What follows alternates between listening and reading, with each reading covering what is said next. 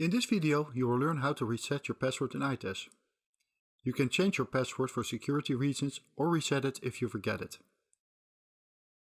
First, go to the login page. Enter your username and password. As you can see, I entered an invalid password. If you do not remember your password, you can click on the link Forget Password.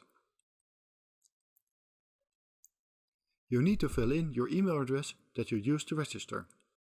iTas will send you an email with the token and link to reset your password. Check your mail for an email from iTas support. You have 1 hour to reset your password. In this email, you'll see a reset token.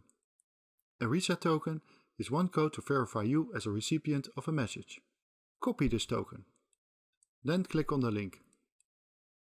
Fill in your email address, paste the token, enter a new password, and confirm this password. If all information is correct, you will get a message that your password has been changed. Now you can log in with your new password. I hope this video explained how you can reset your password. Let us know by email if you have any questions on iTas. Thank you for watching this video.